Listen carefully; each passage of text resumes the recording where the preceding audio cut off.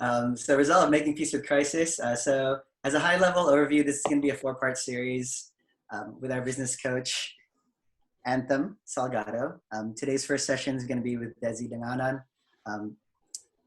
Executive Director of Cultivate Labs. And who I am, I'm Aaron Orsina. I'm the Program Manager for the Seed Business Accelerator. I'm also Operations Lead for the Filipinos Feed the Frontlines program. At Undiscovered Night Market, I work on the marketing team. And I'm also a small business owner. I'm recently opening up my own tech design agency before the world closed down and everything went south. So I'm saying, I feel you guys. Nice. So just a couple of housekeeping rules. I think all of us have been on Zoom calls before as business owners, but please mute your mic when you're not speaking. The way the structure is going to work is we're going to hand it over to Desi and Anthem, and they're going to do an interactive interview style programming. And if you have any questions, feel free to drop them into the chat. I'll show you guys how to choose chat in a second. But if you're not familiar, this is kind of what the tools look like for Zoom. You can unmute your mic in the bottom left-hand corner. And there's also a button to turn on and off your video in case you want to turn off the video feed. And if you do want to chat, there's a big chat button. And you can choose whether you want to send a direct message to someone or you can send it to everyone in the channel. And then one other part of this experience is your gallery view or your speaker view. So with the gallery view, you can see everyone at once. And then with the speaker view, it just focuses on who's talking. So on a laptop, there's a button in the top right-hand corner that says gallery view or speaker view, and you can toggle there. On a tablet, what you want to do is click on the button on the left-hand side, and you can toggle between gallery and speaker. And then if you're on a mobile phone, you want to swipe left and right in order to change that. So with that, I'm going to hand it over to our host and our speaker, Anthem and Desi. Cool. Hi, everybody. Thank you so much for being here. I know that we all have crazy schedules going on right about now. So very grateful to be joined by all of you. I think as a warm-up, a fun way for us to kind of get to know one another in a very rapid fashion would be through the chat box. So I'm going to ask everybody to say your name. Well, actually, your names are already on the screen. How about the field that you represent? That'll be a little bit more informative. And one word that describes how you're feeling right now.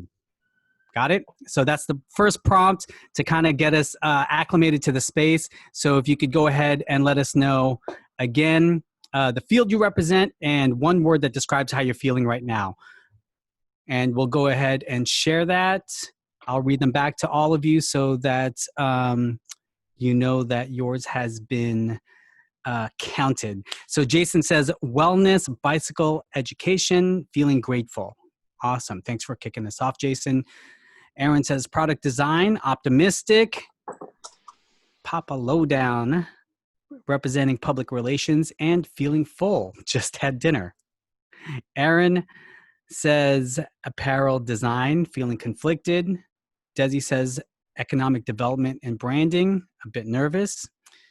Jennifer says, personal coaching and wellness. And the one word is open.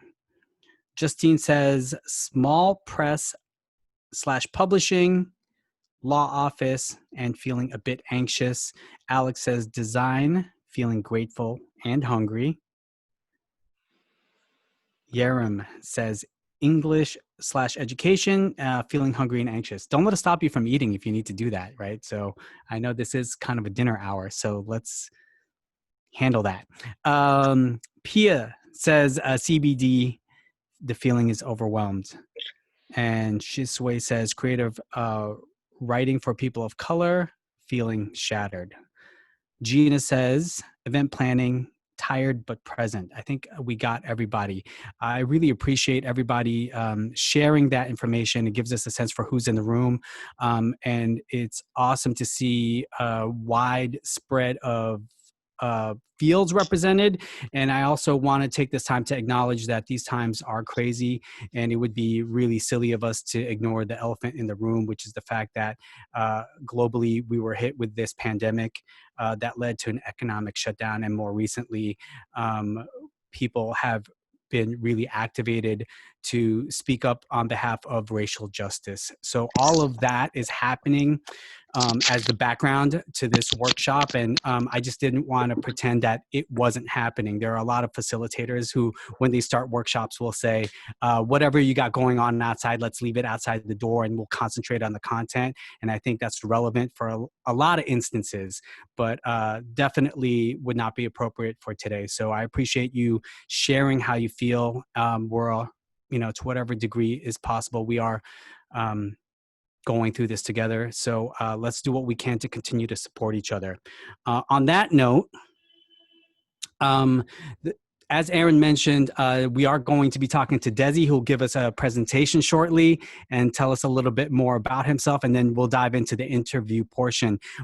It's probably very important for you to know that to some degree, this conversation, this series was created in response to the economic downturn. And while we will never and can never claim to have all the answers to what's happening, what we want to do is show you some inspiration, maybe plant some seeds for creativity, and see how some of these conversations might help you re-strategize and think about things in a different kind of way. So that's where we're at.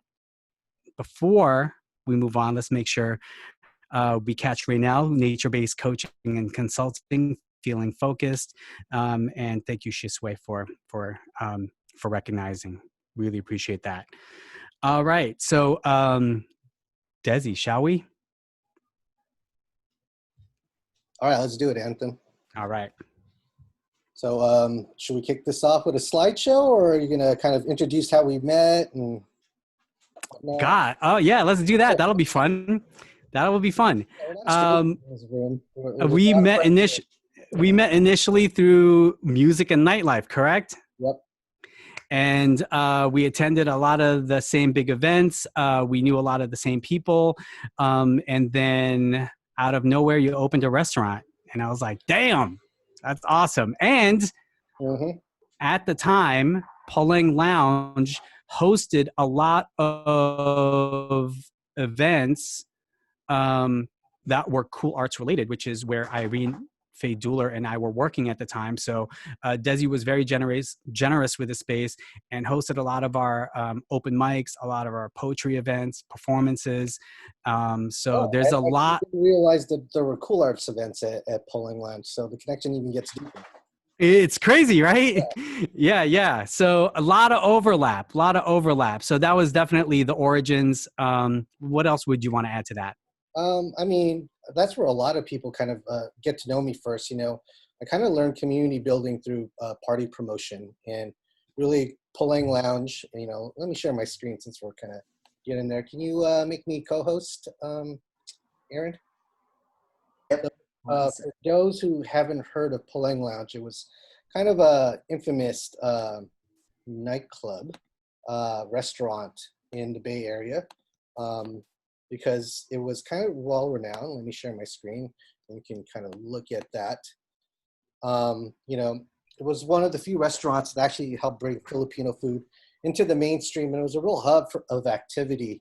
We created this concept where it was supposed to be about the Balinese notion of duality, having the good with the tea and the food that was very Filipino centered, and then we had the bad with the alcohol and the music, and it was supposed to symbolize this balanced lifestyle, and it was kind of a focal point for a whole generation of Filipino Americans. It was a big pride and joy, and I feel like it was a gigantic success, not just in terms of bringing notoriety to myself or our community, but also like just creating connections. I still to this day will go somewhere randomly, like I would go to the marina, and then at De La Rosa, this random couple would be like, "Hey, you're Desi. I just wanted to let you know that we met at Pulling Lounge and now we're married." Oh, damn. Random connections that we would meet there. And, it was a really special place. But as a business, it didn't do too well. We crashed and burned in 2010. And what happened was, whoa, what's going on there? That's not supposed to happen. Sorry about that. Close that. You get back to the window. We lost a lot of money. As a business, it's not all about the fun and games. It's about how much money you're going to make. So that was a big letdown. And there was a lot of factors involved in the collapse of this business. Part of it had to do with, not having a good partnership structure. We had partners that, weren't seeing eye to eye. Some of them were corrupt and, to be honest, were kind of shady and were having a different set of books. And then we had to eject them. And then, from there kind of devolved. And what really kind of put the nail in the coffin was the Great Recession of 2008. When 2008 hit, all of a sudden we started seeing dramatic drops in revenue. Like when Lehman Brothers collapsed, we saw 1/3 of our dining revenue collapse and never recover because a lot of our customers were that upper end Michael Bauer foodie audience. And so when Poleng ended, I was really eager as an entrepreneur to kind of prove myself. And so I then started this next business, which was the Summit. It was a grand venture. It was on Valencia Street before Valencia Street was really popping. We were kind of one of those businesses that really kind of activated Valencia Street. We had a venture firm that was a partner of ours. They invested in us. There was a big article in Bloomberg's Business Week. I even had some of my investors in Poleng Lounge reinvest in the Summit. And, that even had a shorter run. That had a run of only 2 years. And, I lost even more money. And, the topic of this this webinar and this talk is resolved. How do you get back up when you've fallen flat on your face? Because after 2 high-profile businesses closing back to back, I really hit the bottom. Yeah. And, it caused me to really kind of evaluate, am I really made up for entrepreneurship? A lot of people, when they think about me now these businesses, this is 8 years ago, 10 years ago, no one really remembers the dark side of it. Everyone remembers this, the business that I started after, Plinth Agency. It took a long time for me to want to get back up and try entrepreneurship again. To be honest, after being in the the hospitality industry, I couldn't go back. I couldn't even get a job. It was the most embarrassing thing. I tried to apply as a manager at L'Homme Blanche, and I thought I'm going to be a shoo-in because I used to own my own business, but I think I was overqualified and they were kind of intimidated. So I just couldn't go back to another restaurant business. So I actually became an executive assistant for a design firm and kind of hustled my way in there because they wanted someone who would cook them lunches. So, because I owned a restaurant, I made it seem like I knew how to cook. So I worked there for a little bit and realized that was kind of a dead end job for me because they didn't want to promote me. And during this time, I learned how to crowdfund, and there was kind of a spark in my brain that I should start a crowdfunding agency. So I started a Plinth Agency in about 2014. We've been very successful in crowdfunding. We also do branding as well. Some of the brands that you'll be familiar with in the food world are some of the brands that we represent. What I don't have here is Senior Sisig. They're one of our clients. But really the big thing that everyone is probably here is because of Cultivate Labs. We put together a huge event called Undiscovered in partnership with Make It Marico. And, we do all kinds of other programs to really develop a new kind of Filipino cultural district. So going from the collapse of the Summit and Poleng, it's really taking all these learning lessons and applying it to how can we build our community.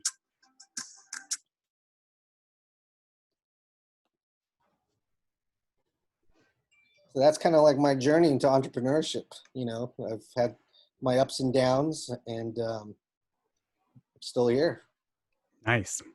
Thank you, Desi. I think one of the first things that stood out to me that you mentioned was how hard it was to get hired after entrepreneurship. I think that's something I've experienced as well.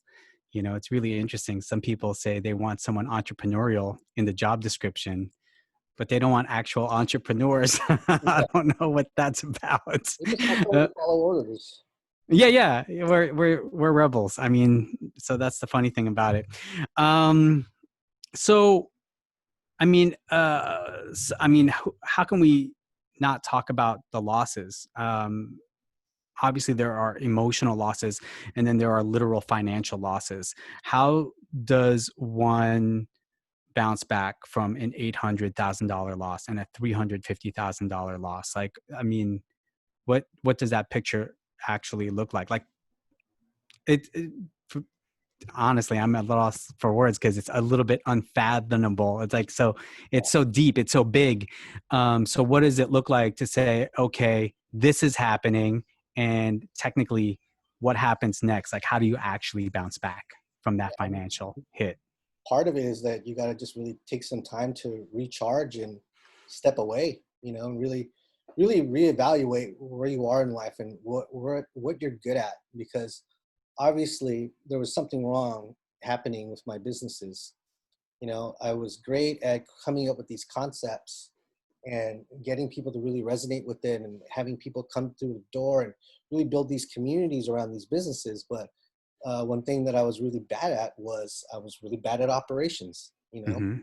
I was really bad at finance, you know, and if you don't have your books straight, you know, you're not going to be able to address financial issues quickly, you know, and that was a repeating issue with my businesses, is that the finances weren't straight.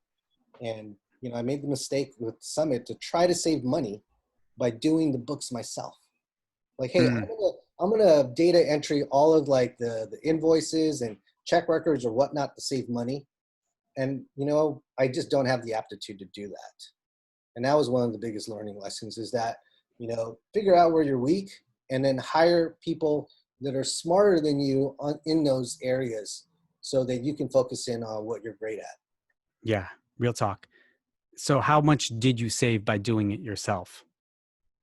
I didn't save anything. I lost money. Yeah, I guess that's what I wanted to point out. I think this is something that we talked a little bit about yesterday, and it's worth bringing up right now.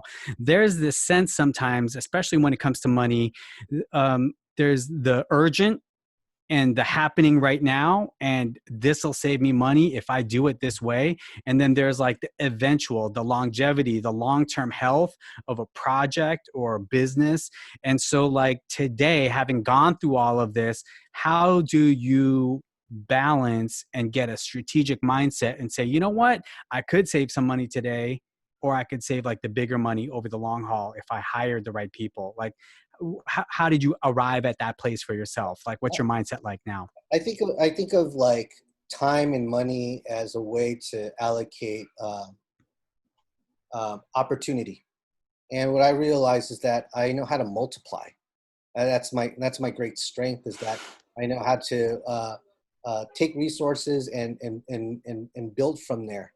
So for me, what I've learned is that I should not focus all of my time on subtraction.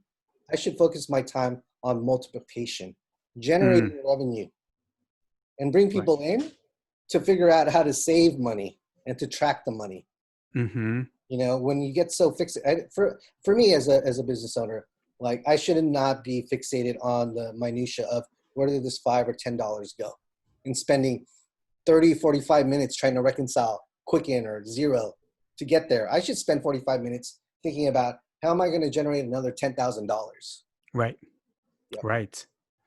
And, you know, that's something I brought up with my own clients. And, you know, as an analogy, like in the beginning, Steve Jobs was on the floor making stuff. but it would not have made sense for him to remain on the floor if the company was going to grow. Eventually, he had to get off the floor and get the right people to do that level of work, programming, et cetera, building, so that he can continue to think up the big ideas. And I think ultimately that's what, there are many definitions to entrepreneurship, but that is one of the definitions of entrepreneurship that I think about is like rising up to that level of leadership and being able to delegate as needed. So yeah, in full agreement with that. Now, when you're about to hit a wall, I don't know what that wall exactly, how these things play out. Okay. Whether it was overnight or you saw the wall coming or what, but what kind of warning did you have that any of these businesses were going to tank? Not being able to make payroll is the scariest thing ever. Hopefully some of you in this chat or in this room have never had to face that fear of, oh my God, I don't have enough money to pay all of my employees. And, in hospitality, everyone is just kind of getting by, right? So that paycheck means a lot.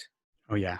And having that fear of like, shit, are we going to make enough money to cover this check that I just wrote is like the worst thing. This is the worst stress that you ever had. Like, it got so bad that it was one of the reasons why I knew I had to close the summit, is that I had to pay one of my employees with a bunch of rolls of quarters. Like, here's $20 worth of quarters. It's still worth $20.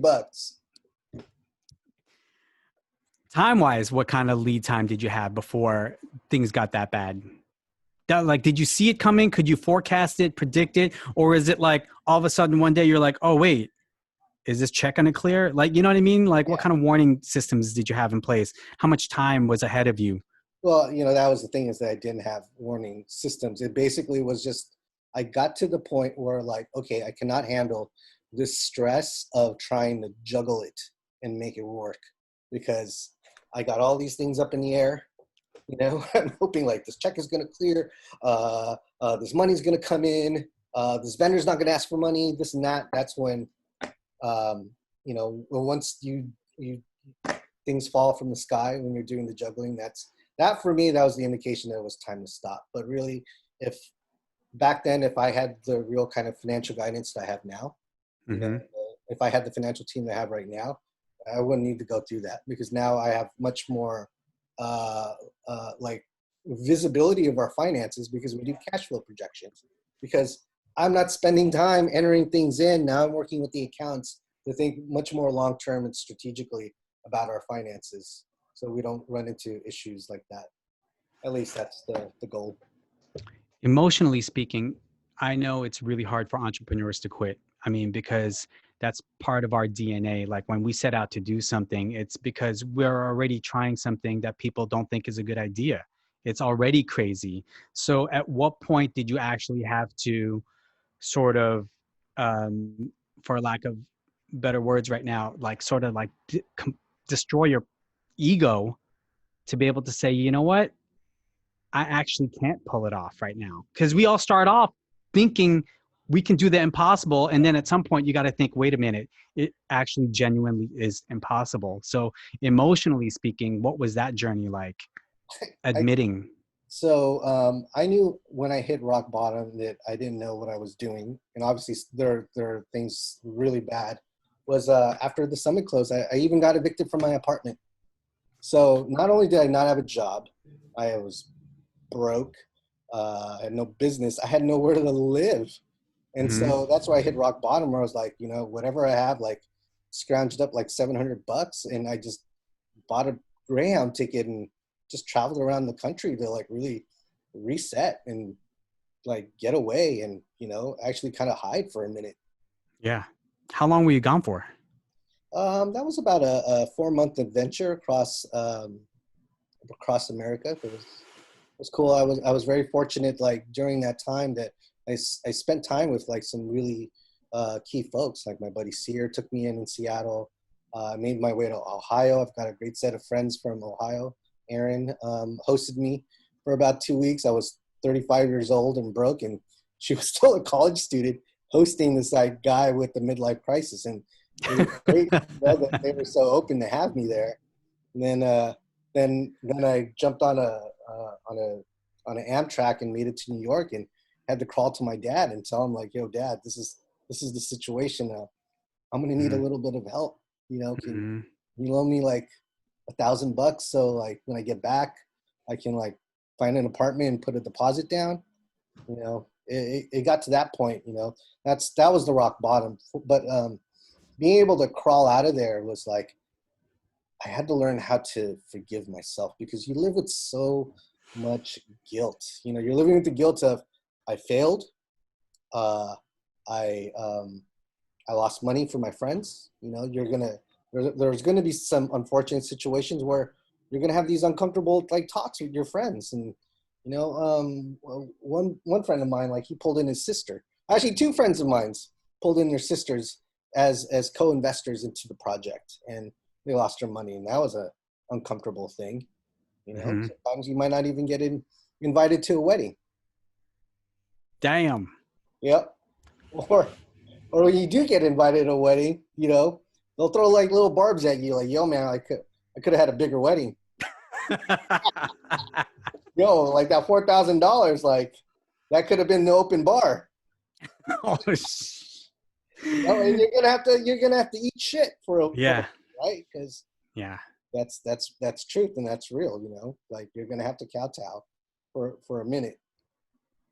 I think, in your rebuilding process, it's worth pointing out how much as business owners, how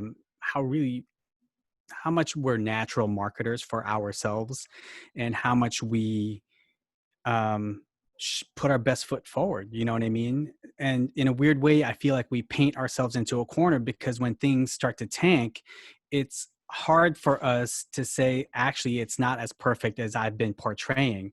In Yeah, a weird, you know what I mean? Like, and it's our job to portray our best. But when things are not going their best, uh, it kind of locks us into this identity that we've been portraying that it's harder to seek help.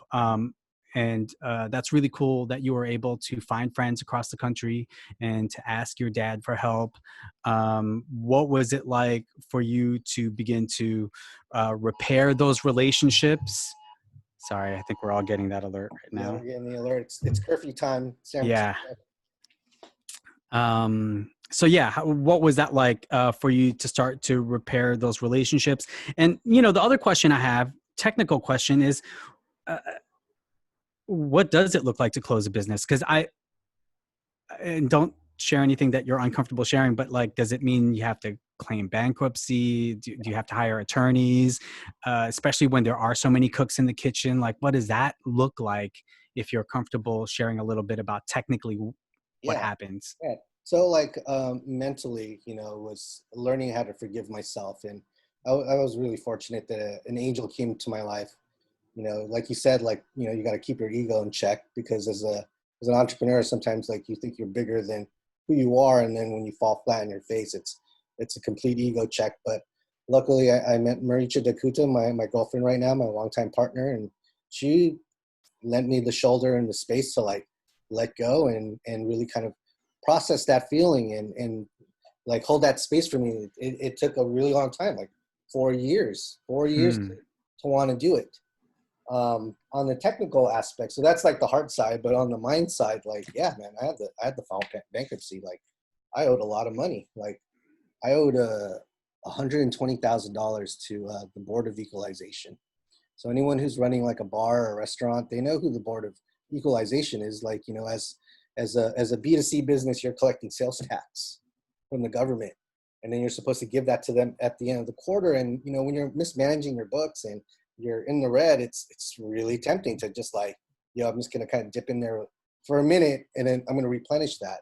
You know, like if you guys are any in the one in the room are like independent like contractors or designers, you have to pay your individual taxes later, right? It doesn't come from paycheck, and if you don't have that discipline to put that away and you spend it, you're in trouble in April. Right. So that was real. Like you don't want to owe money to the Board of Equalization, and so I had to file bankruptcy because like BOE, they don't fuck around. They will seize your assets and they will dip into your bank account and take whatever you got, and that's what started happening. And so the only way I had to get out of that was I had to file for bankruptcy, and I actually created a real kind of legal strategy of how do I resurrect myself, from the depths of debt. And I hired an attorney because it was really important for me to again work with people that are smarter than me, because I had a bad tendency to want to push things aside, not open that bill and that envelope, and things would like just accumulate. And so I knew that I needed to have a legal team behind me. So I hired Counsel for Creators, man. Check out Chong Bui. He's the man. He like laid out a whole legal strategy of, we're going to have to file for bankruptcy. We're going to have to, sell some assets. And then we're going to work out a debt payment plan to all of your creditors. So one of the wildest things that happened with the Board of Equalization is when Gina and I had the premiere of Undiscovered, and it was a big moment for the Filipino community. The Board of Equalization came and presented me an award for community work. And I was like, this is fucking crazy. I made so much money. And then a couple of weeks later, they accepted my debt settlement. So from owing them $120,000, I gave them a lump sum of $25,000 paid over a course of about a year. And they took it. And that was just like, it was like, man, that was plur, Dang. That's crazy. Things do go full circle. Yeah. So we're going to continue the interview, but I just also want to let everybody know who is joining us. As we are talking, please ask your questions. Do so now, because we're going to read a few of them in about 7 or so minutes. And we want to make sure that we get a chance to respond to some things that I might not have had a chance to ask. So please use the chat box to ask your questions, and then we'll review them in just a few minutes. I There's something I'd like to add to, Anthem. Yeah. I think one of the great takeaways of my story is that, part of like my greatest defeat was like finances, right? Like I keep going back to finances, and you think about like the kind of work that I do right now, and it's mostly financed by the government. Like government grants are extremely, extremely stringent. And so the takeaway from that is not that I'm dope. Is that you can actually recover from your greatest weakness, your kryptonite, and then turn that into your strength, because the government doesn't give grants to just anybody. That's right. That's right. You've proven yourself. Yeah. And I would say too, along that same point, I feel like there are so many lessons we get from failure that we would not get from success. I think to some degree, I think I'll give you props for this, Desi, like that you've learned so much from your failures that it made you stronger in this way, And so it's always hard to see that. Like if you had just shut down Palang and someone had told you that, it would be hard to hear and maybe annoying, right? It would be like sticking a finger in the wound and in that moment. But, I think a lot of life is like that. We go through these hardships, we hate them as they're happening. And then after the fact, we come away with lessons that make us so much stronger and make us more capable. So I think that's something to point out in your story, having gone through all of that. So thank you. Let's talk team, because another thing that I rail against when it comes to entrepreneurship is this idea in America that everyone's a soloist, that everyone is self-made. Like self-made is always in front of billionaire these days. And I just think it's such nonsense, because we're a planet of people and we're social creatures. We get along and we move forward because we have people, we have community, we have neighbors, right? We have networks. And so how have you started to develop your team and to think about things in a more team type dynamic? Like you've mentioned, hiring the right financial professionals, the right attorneys, surrounding yourself with the right people. And I just want to help us destroy this myth of like the self-made entrepreneur, because it's such nonsense. And let's talk about team for a second, and the thinking behind it and how you find the right people. Yeah, so I think building teams is one of the most important skills as an entrepreneur because you're never going to be able to do everything, and you're only stronger together. I think one way to build a strong team is have a very strong and clear vision of what you want to build, and so people know the outcome or thing that they're working towards. But then also, having that clarity also allows you to kind of attract the kind of talent that you need to further your mission. A couple of years ago, I did this presentation about Soma Pilipinas, and the potential of a new Filipino business renaissance. And sitting in that audience was Gina Rosales, and she was still at Google, thinking about breaking away. And she was inspired to work on the project with me, and we see the results undiscovered. And Gina has gone on to do amazing things on her own, and it's really attracting other A players to like further your mission. And then the other thing too is like learning to work together, right? Because that's the other thing that really kind of fucked things up for me in the past was like partnerships would disintegrate, for certain reasons. And so that's really important going forward, is like learning how to develop a really kind of strong partnership that's based on communication. And I mean, when I mean communication, it's not like we're going to check our emails all the time and respond to it. I mean, it's like having some like uncomfortable conversations about the business and Hmm. not agreeing on things. You're gonna you're gonna fight like husband and wife, right? And so you're married, Anthem, so you know what I'm talking about, right? But in the end, you're gonna figure it out, and you're gonna work past it. And if you can't Yes. work past it now, we're gonna just keep working on it later. Yes.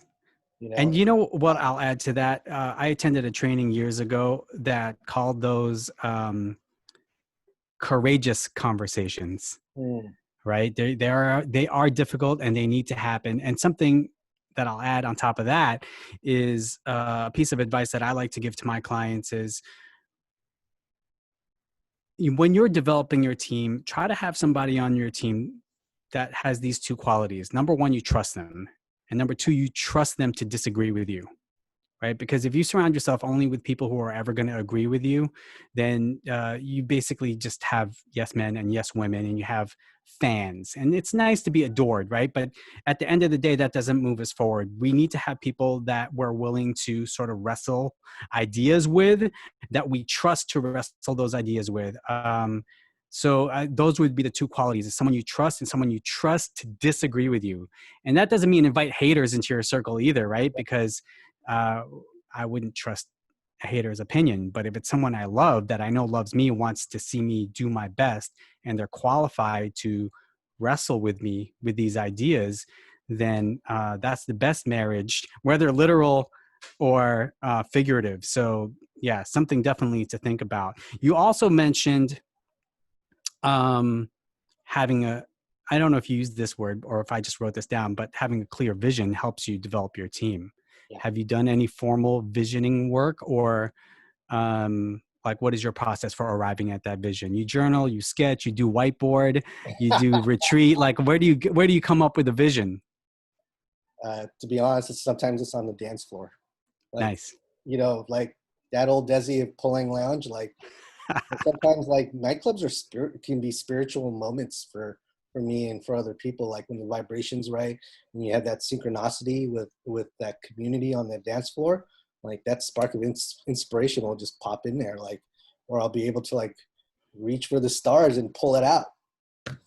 I think part of it is just, I'm very lucky and privileged that I'm able to have these peak experiences and access the ether to find that like intuition. Sometimes there is no thought process. It just happens. Yeah. I think that's awesome. I think in the Western world, we tend to neglect our bodies and our relationship to our bodies.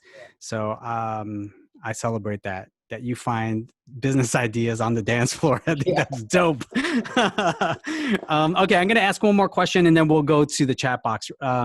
So right now, Cultivate is a nonprofit, correct? Yes, it is. Very different than your other ventures, which were for profit. So is there something about the nonprofit model that you feel like is better suited for your ideas at this time? What are the pros and cons of either? Yeah, when you're running a for-profit company, your only metric for success is profit. How much money are you making? But with the nonprofit, you have a mission that you're looking to achieve, and that isn't necessarily profit. There's an outcome you're looking for, and that outcome can have other metrics like how much money are you making for other people, or how many women of color are you uplifting, or how much investment from other sectors of the economy are you able to divert to your community? You can, the possibilities of actually being in a nonprofit actually is kind of liberating. Sometimes at Plinth Agency, we're for profit. If you can't afford us, then we can't work with you. No matter how dope we think your idea is and how much we like you, if your check ain't right, we can't work with you, unfortunately. But at Plinth Agency, at Cultivate Labs, that isn't a requirement to work with us. Yes. Now it's all about like, do we believe in you? Mm-hmm. I like that. I like that a lot.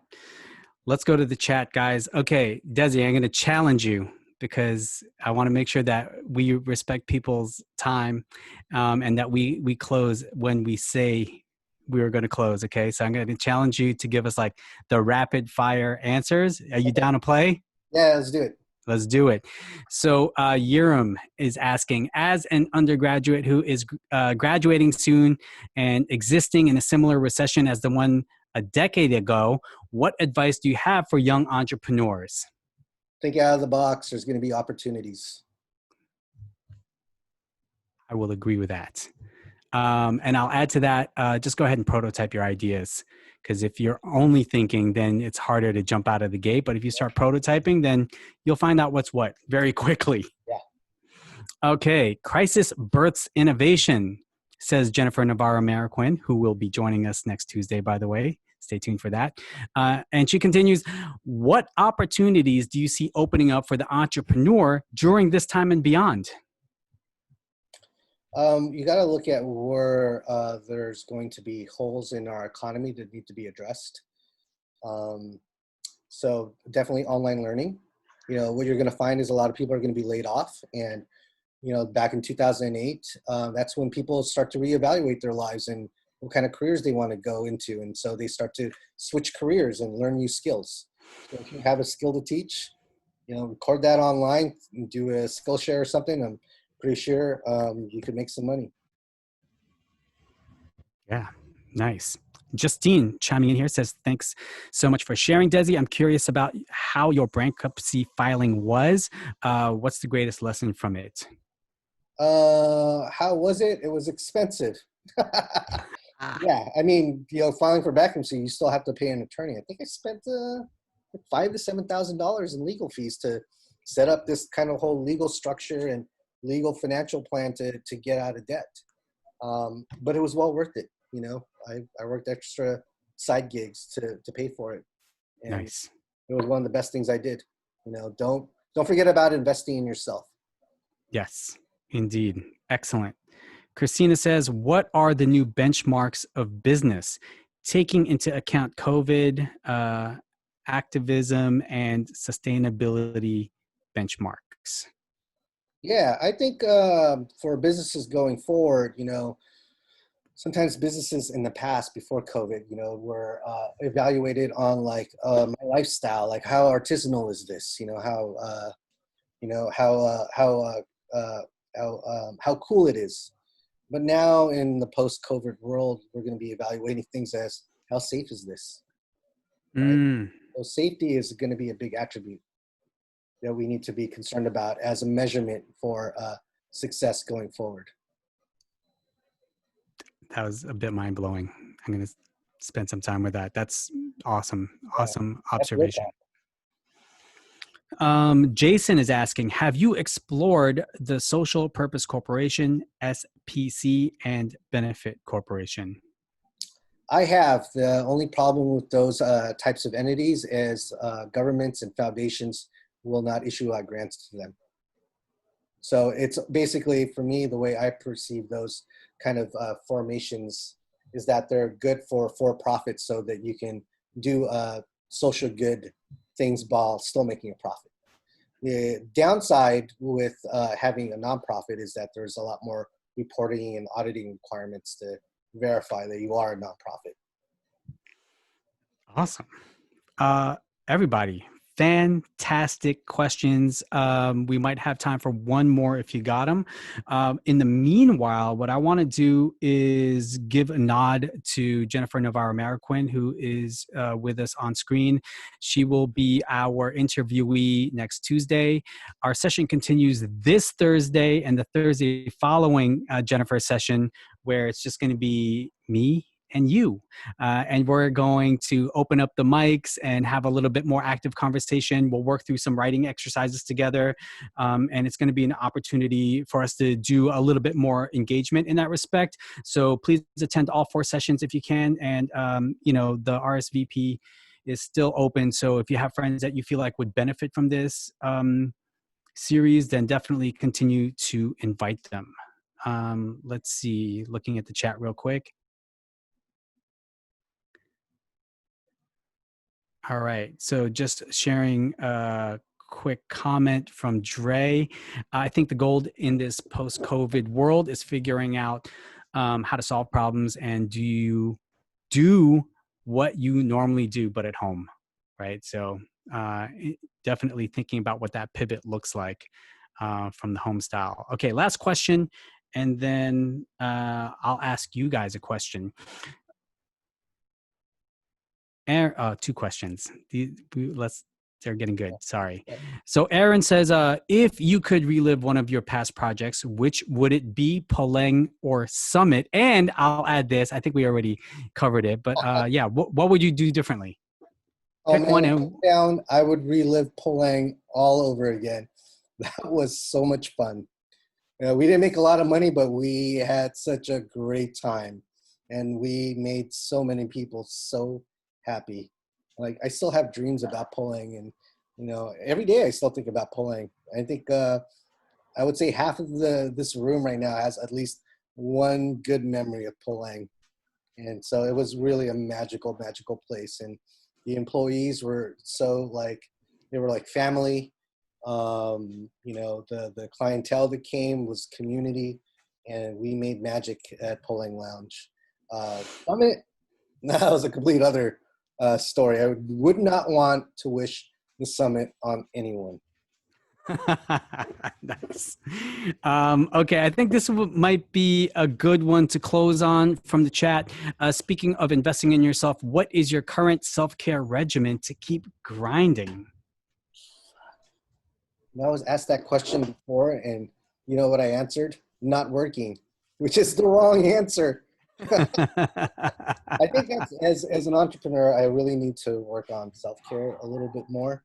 Mm-hmm. One of the things that I really gravitate towards is yoga. Yoga. Getting my mind and body centered.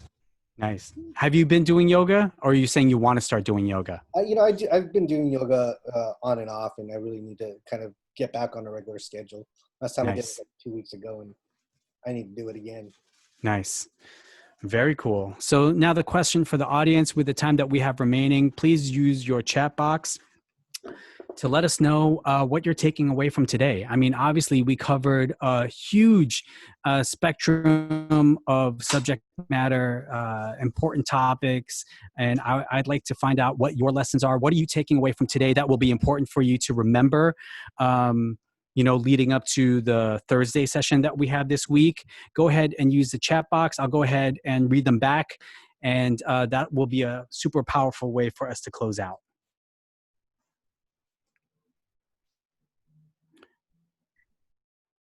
Takeaways, lessons. I often call them gems, right? So what are the things we're digging up that are bright and shiny? Andre says, get your team right. That's an excellent one. What else do we have?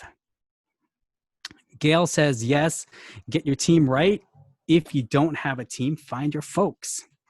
Justine says, know my strength and weaknesses and delegate when necessary. Pia says, accounting, accounting, accounting. Aaron says, know your vision. Yerim says, I am really passionate in improving the online class learning experience. My takeaway is trying to create more solutions for the problems I already see with apps like TeamSpeak or Canvas. Jason says, taking away the validation of the challenges and resilience in Desi's experience, get help. Definitely get some help. Yes. Don't do this solo. It's not a solo act. Jennifer says, taking away that no experience is lost or bad. Everything can be used in equity in the next chapters so that we can be sharper and evolve personally and in business. Man, I love that. Shisway says, inspiration on the dance floor. Trust intuition. And Paloma says, her takeaway is that Desi is resilient. Raynell says 10,000, not $10, and be humble about your skill set. Desi is, Aaron says Desi is unbreakable. Yerim says Desi is the baddest bitch in town. Let's agree. Alex says, be a Palang, don't be a Summit. And Ronald says, we don't build stores, we build stories. Something I think Cultivate Labs is helping achieve with all the programs they help service. Desi is, Desi also, I agree, Desi is I. Yeah. I think that's it. Desi, what about you? What is your takeaway? I think you should have the last gem to throw on the table since you are the guest of honor. What is a takeaway that you have that you might want to share with us? When it's not fun, why are you doing it? So going back to passion. Yep. Purpose. I love that. And people. And people. Man, the 3 Ps, passion, purpose, people. Don't forget it. Aaron just shared the link again for you to invite your friends. I think that's a fantastic note to end this on. Aaron, do you have anything else to share, or should we just call it from here? I'm good. Yeah, we're coming back on Thursday, so invite your friends and colleagues. Yeah, looking forward to workshopping with you guys on Thursday. So thank you, everybody, and let's call it a day.